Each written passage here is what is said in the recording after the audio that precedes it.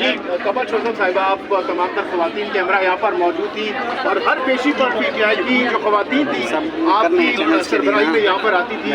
تو سماعت آپ سن رہی تھی، اس میں کیا اس پر عمل دیں گے سماعت پر دلائل دیے گئے پروسیکیوشن کی جانب سے؟ دیکھیے پروسیکیوشن کے تو دلائل کی بجائے ذلائل زیادہ تھے، صرف ٹائم لیا گیا اور پاکستان کی خواتین کو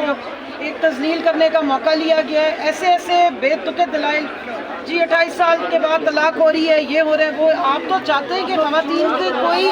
جو مذہب نے آپ کو فریڈم دیا ہوا ہے وہ بھی آپ چھیننا چاہتے ہیں۔ اس محترم سے بندہ کوئی پوچھے کہ 90 دن آپ بول رہے ہیں، اس کے پیچھے کوئی لاجک ہے، کوئی سائنس موجود ہے؟ اسلام نے تو ہر چیز لاجک پہ دی ہے۔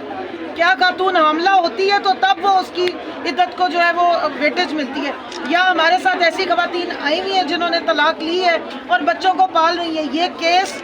ہر پاکستان کی اس عورت کے لیے ایک رائے وہ بن جائے گا، مشعل راہ بن جائے گا اگر یہ آپ ایک اس میں غلط فیصلہ آ گیا، یا جس طرح کے دلائل پروسیکیوشن دے رہی تھی اس نے تو ہمارے دماغ ہلا کے رکھ دیے۔ کتنی خواتین ہیں پیچھے جو تڑپ رہی تھی، 2 بزرگ خواتین اٹھ کر آئی ہیں کہ ہم جا رہے ہیں، یہ تو باتیں ہی سننے سے ہم قاصر ہیں۔ یہ جس قسم کی الزام تراشی کر رہے ہیں، تہمت لگا رہے ہیں آپ ایک پاک دامن خاتون پہ۔ نکاح ایک جائز عمل ہے، ایک اللہ کا حکم ہے، ایک جائز عمل کو ہم ناجائز بنانے کی کوشش کر رہے ہیں اور آپ بے شرمی کے ساتھ لگے ہوئے ہیں۔ اور خاتون کی ایک نجی زندگی ہوتی ہے، ایک نجی معاملات ہوتے ہیں جن کو آپ نے اس طرح عدالتوں میں اچھالا۔ ہم اس لیے آئے ہیں یہاں پہ، یہ خواتین یہاں پر، ان میں سے بہت ساری خواتین ہیں جو جن کی اپنے خاوندوں نے جن پہ ظلم ستم ڈھائے، وہ ابھی تک کیسز بھگت رہی ہیں، جن کے بچوں کی کسٹڈی کے کیس چل رہے ہیں۔ اس طرح کے تماشے شروع ہو گئے تو اس کے بعد پھر آگے یہ ان خواتین کا کیا مستقبل ہے؟ دوسری سوال پوچھنا چاہتی ہوں،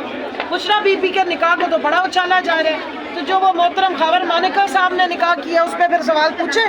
ان سے پوچھے کہ آپ نے 18-19 سال کی اپنی بیٹی کی جو عمر کی اس کی دوست تھی، اس سے کیسے نکاح کر لیا اتنی ڈھٹائی کے ساتھ؟ اگر آپ کو بڑا شوق تھا، 28 سال کے بعد آپ کو بڑا دھچکا لگا تھا، کوئی پوچھے ان سے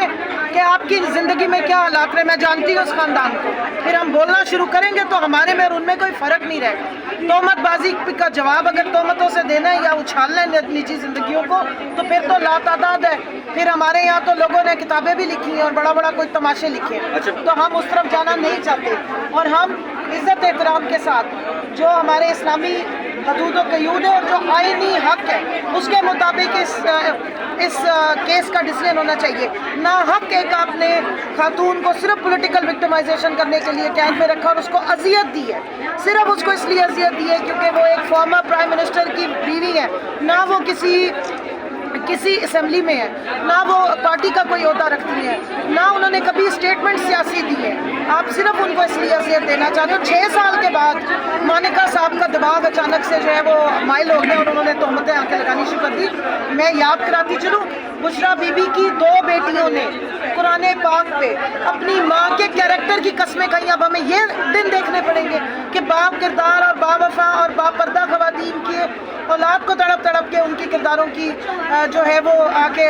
ضمانتیں دینی پڑیں گی۔ یہ بہت امپورٹنٹ کیس ہے۔ یہ اتنی خواتین جو 100-150 عورت آئی بیٹھی ہے، اتنے سے زیادہ لاکھوں کروڑوں گھر میں بیٹھ کے سن رہی ہے کہ کیا قسمتوں کے فیصلے ہوں گے، اس ملک میں خواتین کے حقوق کا کیا حالات ہوں گے، کیا آپ اسلامی قوانین کے مطابق عورتوں کو جو اللہ نے حکم دیا ہے، جو اللہ نے فریڈم دی ہے، اس کے مطابق چلائیں گے، یا سیاسی کیا کہتے ہیں